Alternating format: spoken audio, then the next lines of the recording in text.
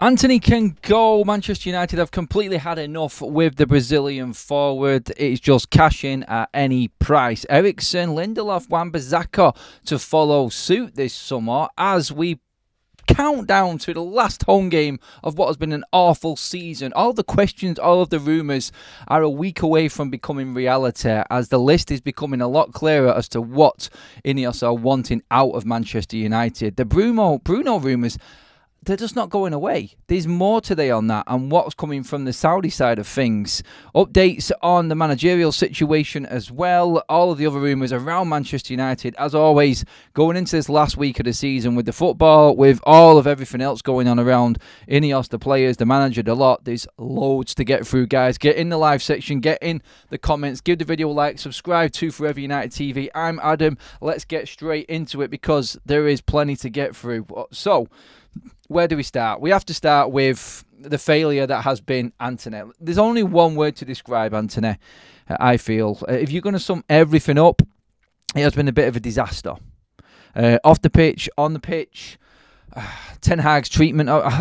Where is the lie? Where does the blame lie with Antony? Is it the recruitment side and Ten Hag going all out? Myrtle's mistake in waiting until the last couple of weeks of the window when United having to pay that inflated price?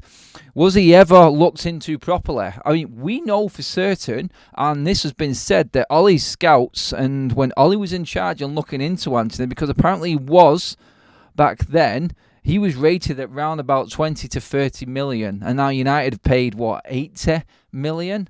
I mean, seriously, the recruitment side has to take a massive amount of blame, because when a player comes in at a high price, we know this with Harry Maguire, he's not the worst player in the world. When you look at him just as a player, when you take the price tag away and the wages and everything and the mistakes and the issues that Manchester United cause themselves around these players, then they're not the worst players in the world.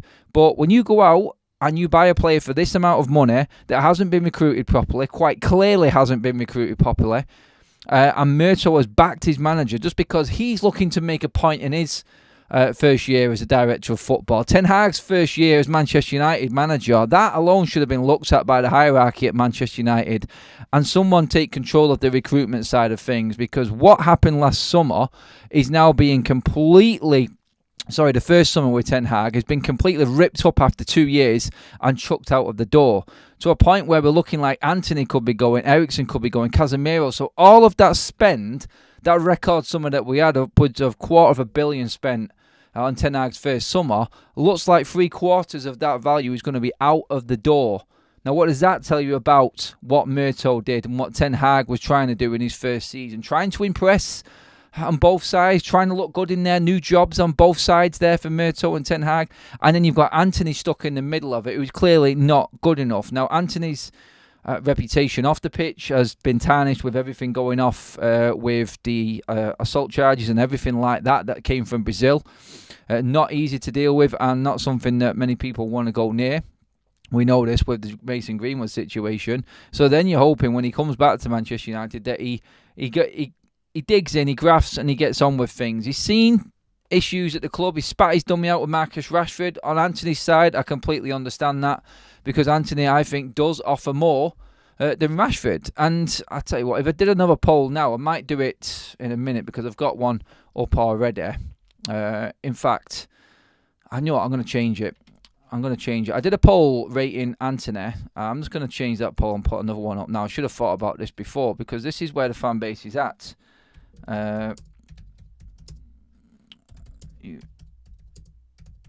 Okay, this is a simple one. I just want to see where you guys are with the players right now, because we know how bad Antony is. We just talked about everything that's going on with him off the pitch, but I've just done another poll there. It's like, who would you sell first, Antony or Rashford?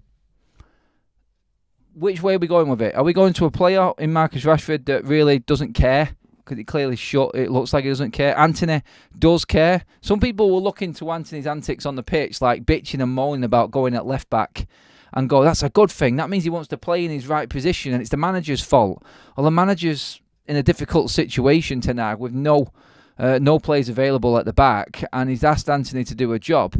And for him to be bitching and moaning after everything that the club have done in supporting Antony, I had an issue with that on that side of it. Just go and do a job for the manager, mate. Simple as. Stop bitching and moaning. Just get on with it. And yeah, he may be the sacrificial lamb when it comes to players being moved around. Rashford always gets his position. You've got other players in the team that always get their favourite positions. And Antony's probably looked at it and gone, look, this favourites FC tag is definitely an issue that I've got. And do you know what? I think he was part of the Sancho issue and that favourites tag that he brought out. But I think that was for him, and Antony was playing ahead of Sancho. Well, then Antony's come up against Rashford, and that's just a no-go when it comes to Ten Hag. And Antony's side, that's the only defence I've got for him. I don't think he's had enough games to prove, but in all honesty, the games that he has been in the team, he just has not cut it. He hasn't been good enough. He hasn't got an end product. And realistically, it was a complete and utter waste of money from Manchester United's side.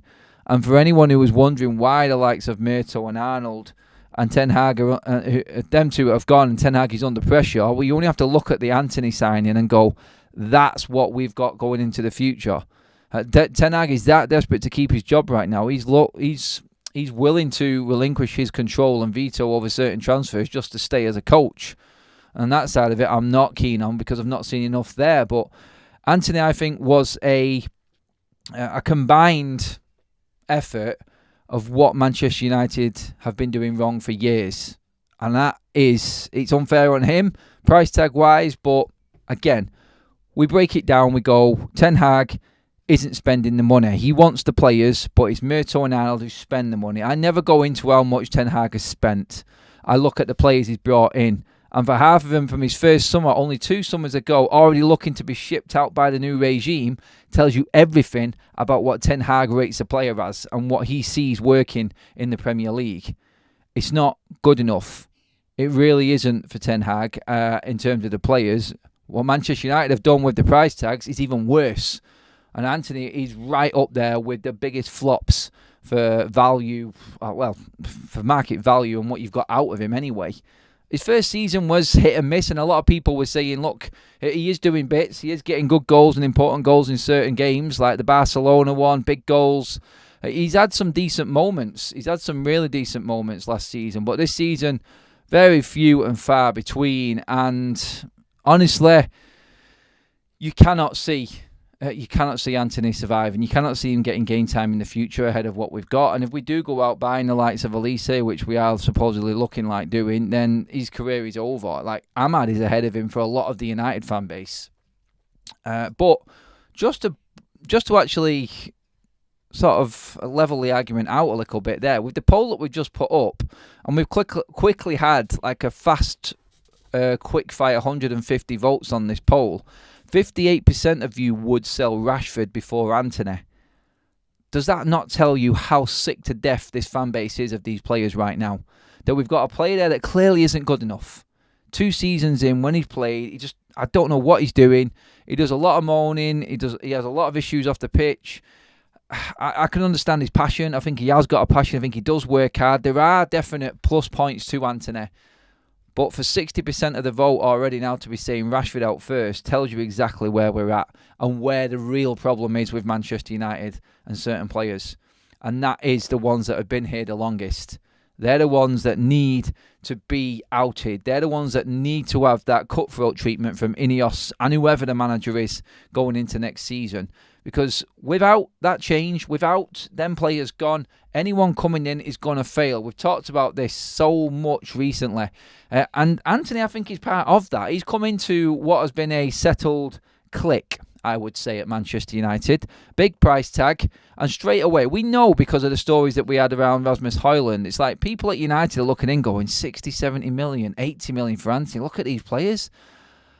And it's impossible. There's no welcome committee at United. Yeah, you're a professional. You've got to get in there and prove your point and prove that you're good enough to play for the club. But when you've got senior players making it this difficult, and let's not forget the age of these players, coming to the Premier League for the first time in their career, and that massive step up, you want a little bit of support there as well from the senior players. They're not getting it. No one gets it from anyone at Manchester United, it would seem, because they're all failing.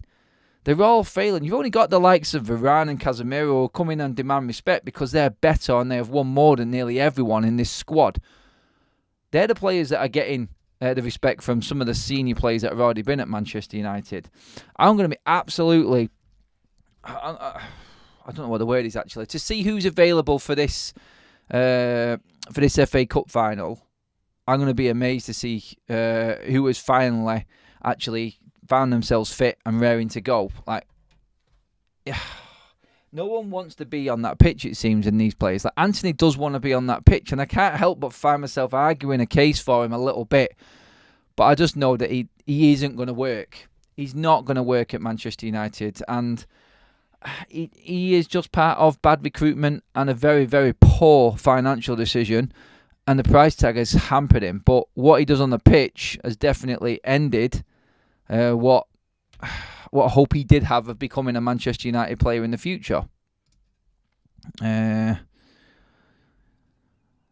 decision going. I don't think your message was supposed to be deleted there, Antony. I think that was a mistake from Gray. I don't think we're going to have to take a hit and a financial hit on some of our players. Bad decisions are going to come back and bite us. So, Antony, apologies there. I think that was a mistake by Gray. Maybe a bit of just a jump the gun. Rashford is rubbish. Albert, the kit man, will even be available to play in the final. Yes, he will. Anyone will be available if they've got Manchester United at heart. Or is anyone going to be available simply just because they want to be there on the biggest stage of the season? Actually, maybe they're not wanting to play now because they can't get their entourage there. They can't get their family and friends there because United are now making them pay for that as well. So, yeah, it may be a different final, a different vibe around the FA Cup final this week. I really don't care for the players. I don't care of any hardships that they're going through at all right now. It's like they were talking on the radio earlier on today, and Ali McCoist said it best. They were talking about the sort of farewells, and a few people have been talking about saying goodbye to the Old Trafford crowd in the lap of honour. And Ali McCoist said, because it's the last game of the season tonight, Ali McCoist said, well, you can take that straight out there. It's not a lap of honour. That is a lap of appreciation for the fans and the support that these players have had that they do not deserve this season. Ten Hag has used these fans and the positivity of the fans in his press conferences, saying they understand the situation. Where it's not a fan base's job to understand the situation. You cannot use us as a reason for you to be keeping your job, Eric. Don't do that because it's not fair. We show appreciation simply because we don't want to look like that fan base which gives up. We have seen the best of the best. Our standards are right up there. And right now we are being tested as a fan base as to how much we get behind these players.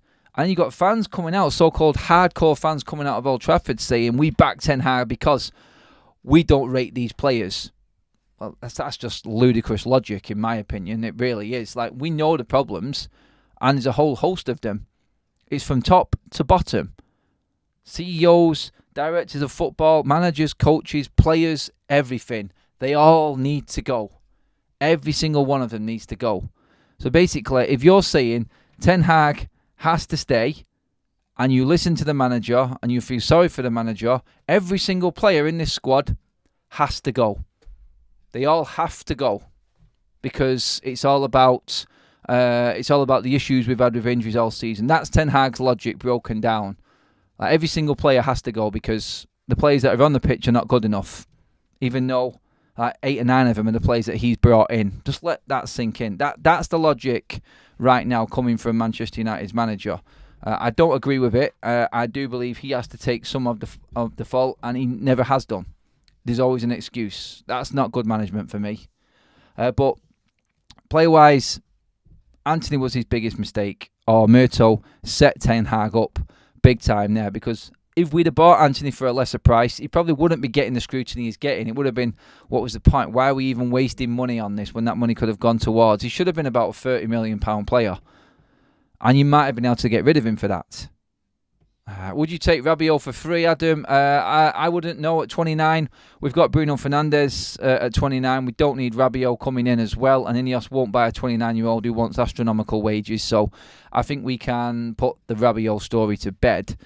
One player that, actually, we'll just carry on with the outgoings because it said that Antony's completely up for sale. That's from Alex Crook from TalkSport. That's been going around the radio this morning and quite a few outlets on social media as well. Christian Eriksen the same. Victor Lindelof and Aaron Wan-Bissaka. Some people are trying to say that Aaron Wan-Bissaka won't be waving bye to the fans tonight. That's not on the agenda. No one knows anything except United triggered a 1-year contract extension, not offering another one.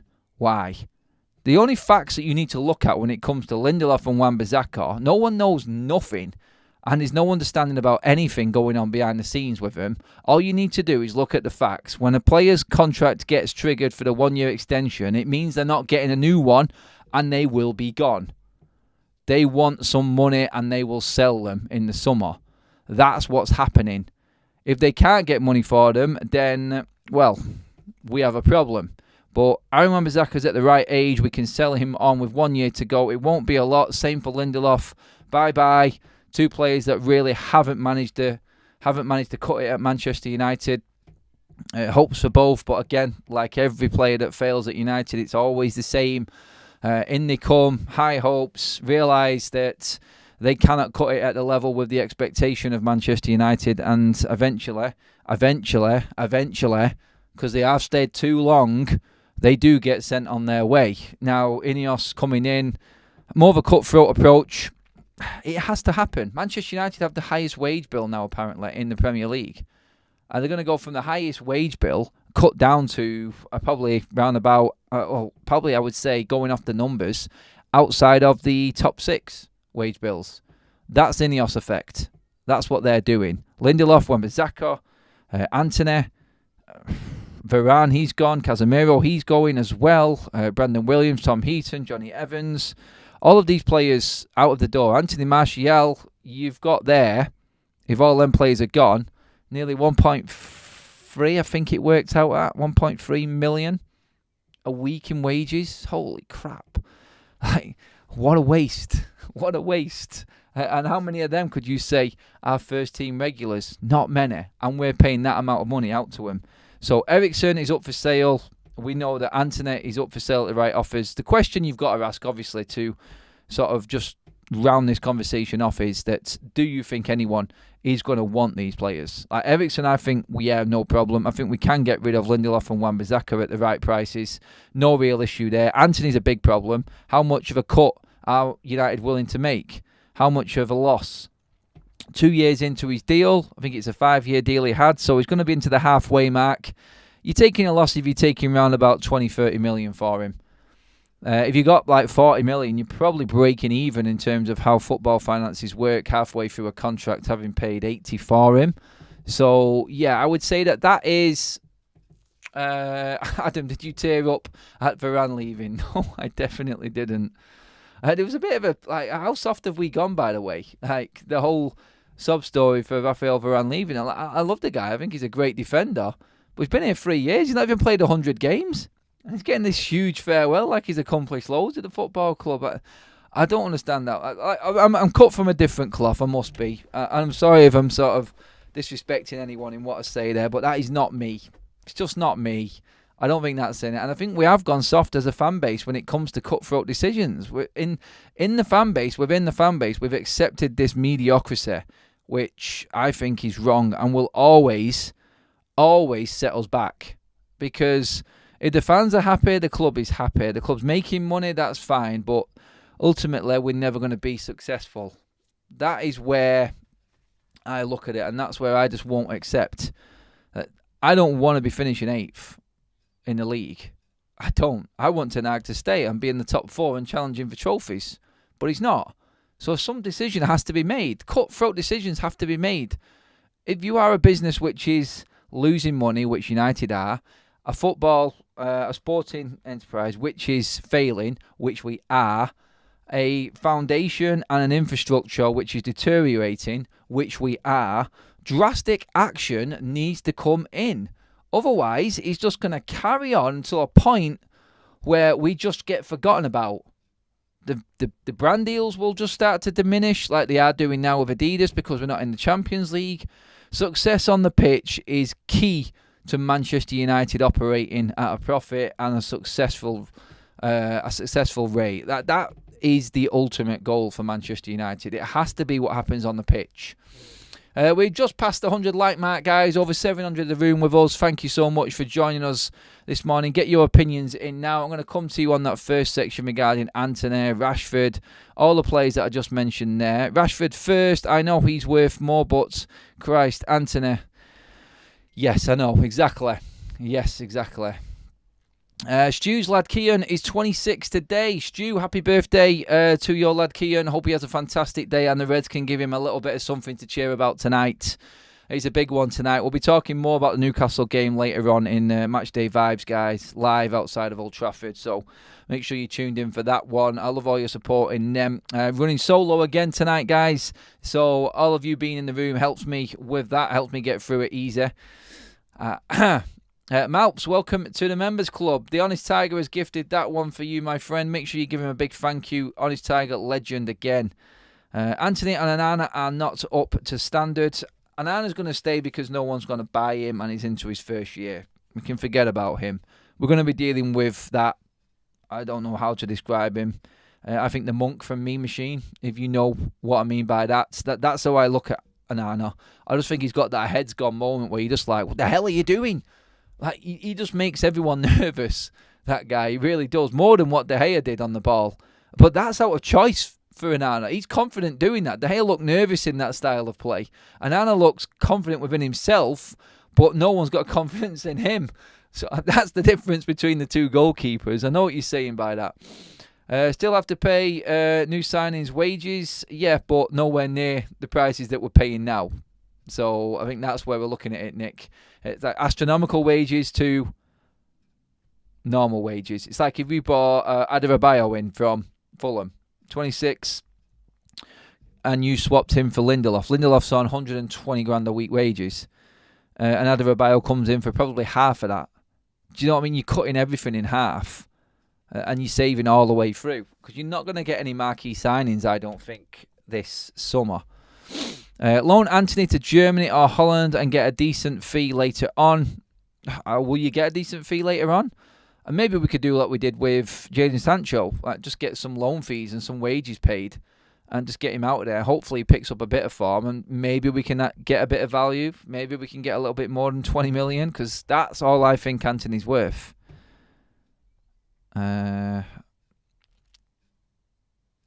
See. We should pay Liverpool to take Rashford so we can finish above them next season. Good one. I like the jokes.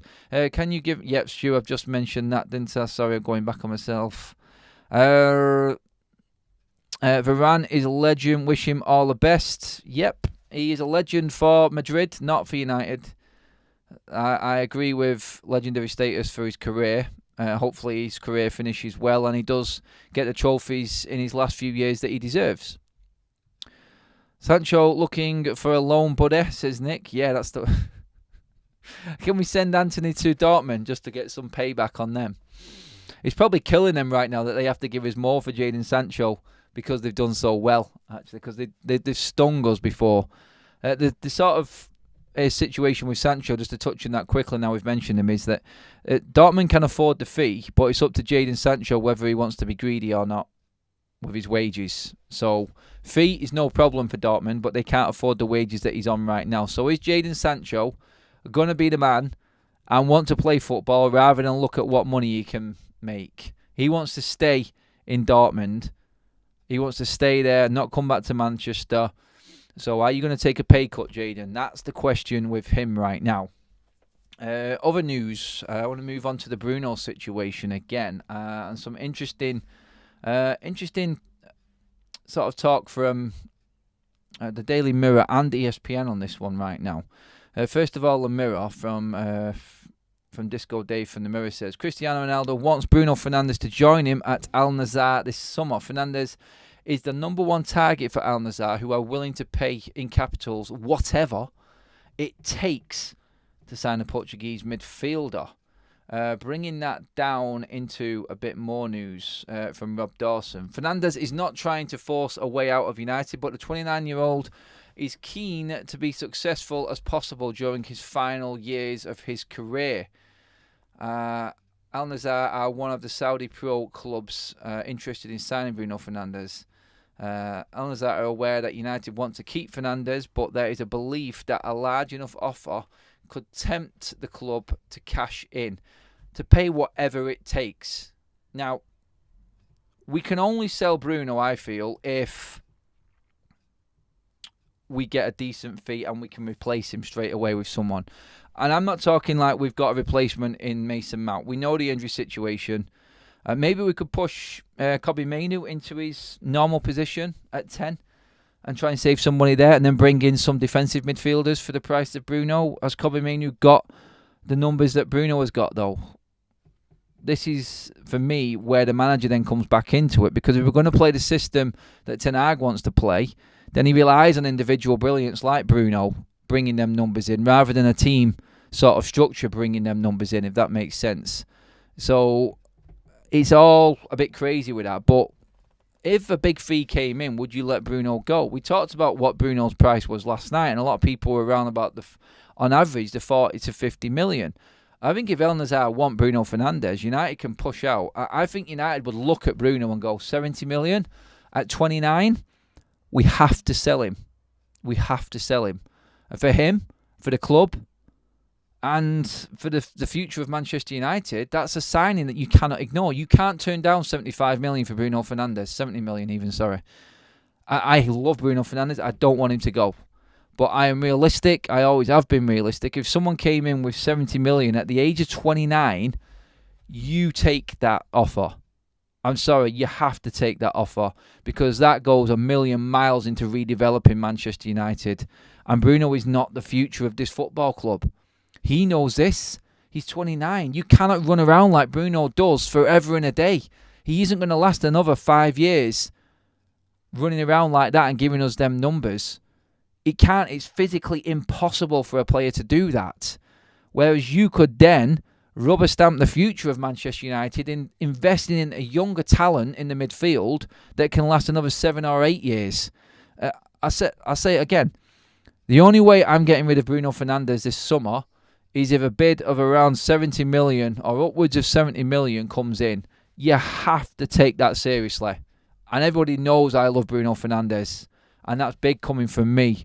But I'm realistic in the situation we're in right now. And the future of this club, that is massive. That's a massive fee. And if Omar Barada is in situ, or in situ in time for something like that, and that bid to come in, he will sell Bruno Fernandes.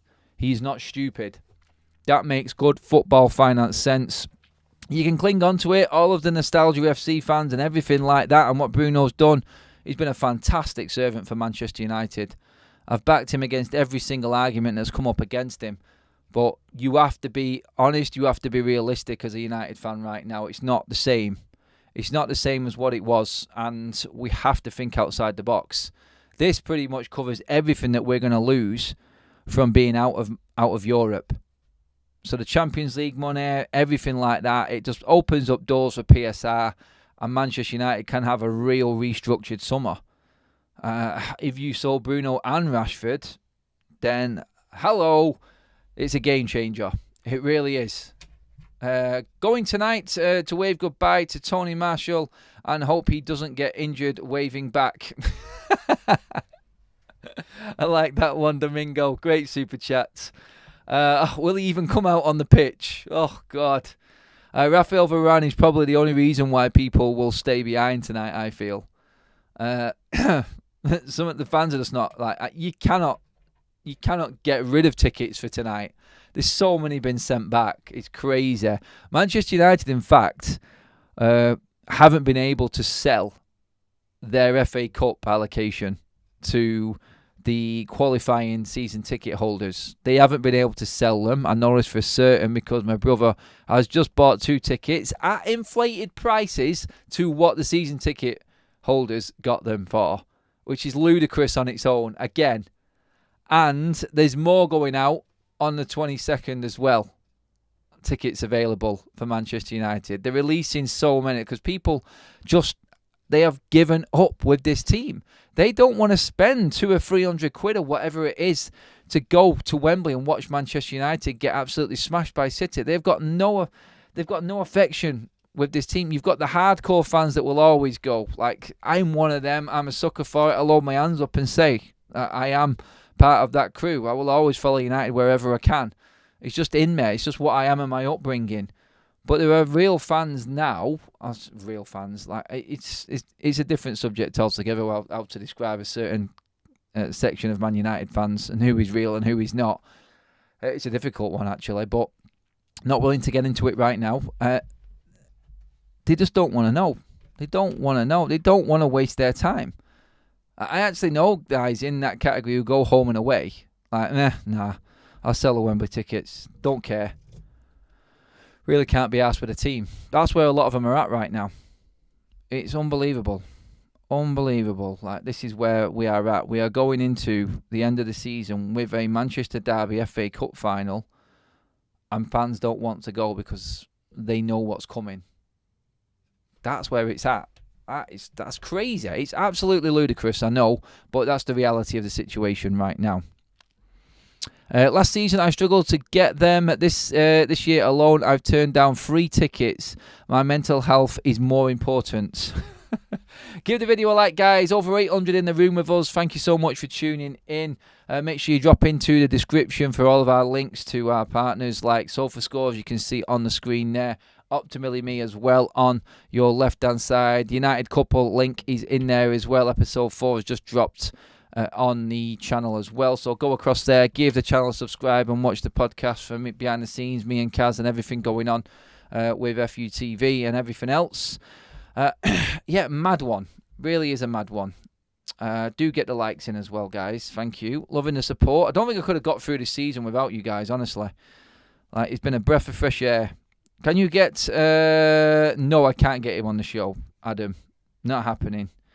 Bruno must stay as a role model, but as you say, we need a lot of new transfers, but it must be a very good offer. Exactly, Lionel. It's not going to be one of them cases where we take a 40 million bid for Bruno. That would just be stupid. It's not enough money. You only sell Bruno if a stupid offer comes in. That's it. I'm going to make that clear again. Stupid offers only, please. 3 minutes is over. Sexy time or Man United versus Man City matches.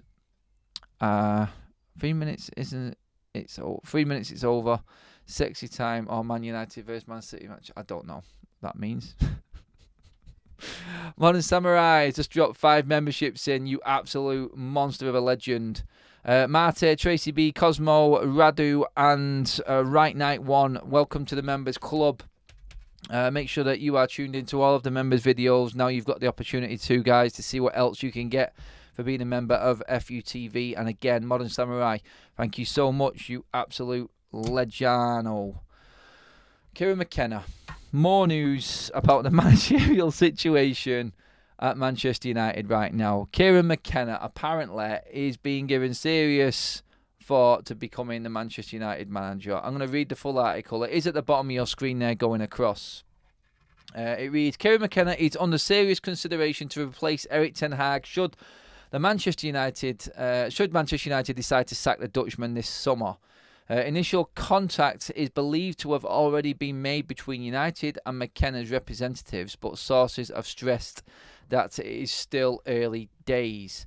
More and more noises regarding the manager's situation at Manchester United tend to lead into the inevitable. And someone messaged me and said, look, who are we going to be buying these players for next summer? We are not really heavily linked with anyone right now in the transfer market, which is strange considering the season is almost over, but really it's probably not, because we've not sorted the manager situation out yet. We talked about this with Tosin Adebayo last night and the likes of Branthwaite and whoever else we're bringing in. Who are we buying these players for? Who is the manager? What system are them players going to work in? I honestly, if you're one of them players, you want to know what's happening at the football club as well, don't you? Your agent is talking to Manchester United. Who am I talking to? I'm talking to Brailsford. I'm talking about the future of United. This is my client. With Ten Hag, your player is going to get this amount of chance because this player is leaving, so on and so forth. Hang on a minute, but what about if Ten Hag is gone? I need to know. As an agent, I want to know for my client who the manager is going to be of Manchester United next summer. Otherwise, we can say goodbye to the deal. Like, we want security. These players want this now. You look to what Jude Bellingham negotiated into his contract. Adebayo's already got game time offered in a contract with Newcastle United. So we need to figure out how we approach these players in a way and convincing them what the future of Manchester United is. And obviously Brailsford is a master at that. But even he must have some backup regarding the manager situation, who's going to be in charge, because you can't ignore that question. It's impossible to ignore. You either commit to Ten Hag or he's out of the door. Like, who is the manager going to be start of next season? It's crazy. I mean, Kieran McKenna, back-to-back promotions. He's experienced within the Manchester United surroundings, but even if it's a massive long shot, that's about as long as Ancelotti coming to Manchester United, in my opinion. I'm not taking anything away from what Kieran McKenna has achieved over the last couple of seasons, but you have to be real and say, right, the issue with McKenna ultimately was part of Ollie's team, and the bad mouthing that McKenna got at Manchester United, you wouldn't think that he would want to be back in as part of that, especially if them players are there. So, are we getting guarantees that these players are going to be out of the football club in the summer when the new manager comes in? That's what I would like to know. We're not going to know, but it's not long. Like I said at the top of the show, we're a week away, just over a week away from finding everything out. All the rumours, all the questions, everything that everybody wants to know, it's all coming to a head very, very soon. As soon as the FA Cup finals finish, that next week, I think there's going to be a lot of clarity regarding the managerial situation, which will then open up the negotiations and give us an idea of certain players that are coming in. I don't think we're going to know about many players until we get the definite from Ineos as to what's happening with Ten Hag and who his replacement is going to be if he is let go. That's what I think anyway. How much money do these players and their agents really need? A lot. Greedy bastards. That's what it is, Stephanie. Stu says 5 years. Then asked this question again regards McKenna. That's what he feels he needs experience-wise. Didn't McKenna get knocked out of the FA Cup at home to Maidstone? He did. But he also got back-to-back promotions after leaving Manchester United and being back in the Premier League for Ipswich. That cannot be ignored. The season is almost over, and I can start to be happy again. What player wants to play for Erik Ten Hag? You either get injured or sit on the bench, says Ramo. First question there. Our comment was from Luke Casey as well. Thank you, Luke. Antony, you're right, Stephanie. Money is ruining football. Agree as well with that one. Rock on next week. In that case, good shout, Adam, says Cliff the Red. Thank you, mates. Emmy Long, Adam, I think you should reward Modern Samurai with something. He is number one on FUTV and deserves our gratitude. What do you think, Adam? You guys tell me what you think we should give to Modern Samurai. What does he deserve? Let me know. Let me know. Maybe it's something you can put in one of the chats when we're on TIFO or anything like that. A member's decision, I think, on that one.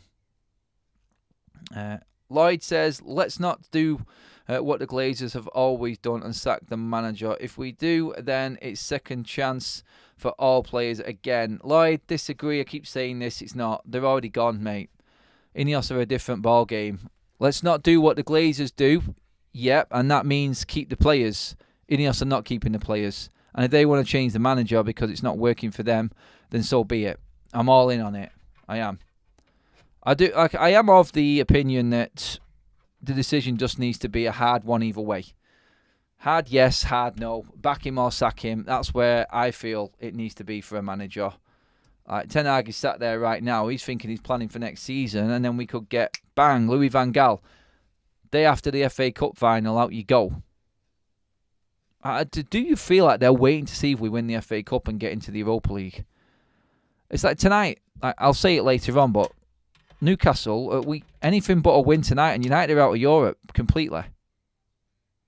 That's a fact. It's like we cannot catch anyone. We are completely out of Europe if we don't win tonight. A draw's not even good enough. We cannot catch Newcastle or Chelsea, unless, obviously, I think Chelsea have got Brighton. Yeah, so a draw would just keep United alive if Chelsea lost or didn't get equal Manchester United's result. So Chelsea are playing Brighton, United are playing Newcastle. If Chelsea match United's result and we don't win, we're out of Europe completely. It'll all be clear by the end of tonight anyway, if United are in Europe or not. And then that leaves us the FA Cup. And the only avenue back in to Europe next season for United is through beating Manchester City and stopping them winning the domestic treble, which is probably what is going to happen. No, it's not a treble, it's a double, sorry. Stopping them winning the double. Because let's not forget, we've got the bus parade for Liverpool for the Carabao Cup coming up. They did win that major trophy as well. It's a major trophy this season, don't forget, because Liverpool won it. It wasn't last season for some reason. Oh yeah, that's because we won it. Modern Samurai again in the chat there with another 5 donated memberships. Primus, Gaming Simp, Joycey, Louise, and Colorado Red 95. Welcome to the members club. You are now automatically elevated into legendary status. Bo loves the channel. Thank you, Bowling Gaz. Not rich, just good looking. I like that one. Good response.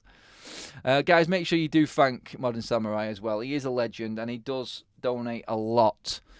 We are crawling up to that 45,000 subscriber mark, guys, as well. So please do give the video a like. Hit that subscribe button if you are just tuning in. Absolutely appreciate every single one of you. We are smashing it, and we could just do, you know what, have a mega last week and a half of the season. Let's see if we can get up close to that 45k mark before we go into the summer. Absolutely buzzing if that can happen. But guys, yeah, I think we can round it up there. All that's left for you guys to do is like the video and take us up to 200, because there's only 17 likes needed for that. Nice and easy. Get in the description for all the links that I talked about. Download our SofaScore app, scan the QR code bottom right hand corner, or drop in the link below. Best football app out there. It's completely free, and if you want to help the channel for nothing, download that app. It all goes and contributes to the channel as well, just like the likes and subscribing does. And obviously, optimally me as well on your screen there. Our health partners here on FUTV, bringing the docs to your home. No waiting around in queues. No waiting for test results. Do the test with simple instructions in your home and get the results within 48 hours, delivered on the database that you have logged into, all from the comfort of your living room chair while you're supping on your brew or whatever you're drinking. Any tests that you can think that you need or can do at the hospital or the doctors is there. Get on it. It is the way forward, guys. Making sure that everyone is fit and healthy. Watching this team, you need all the help that you can get. Guys, absolute legend of a show. Thank you so much. Join me later for Matchday Vibes live outside Old Trafford, guys. That will be next, where we're talking into what happens tonight, who plays tonight, what can we expect from Manchester United tonight. All that to come later on this afternoon. Lovely. Thank you very much. Great show, everyone. I'll see you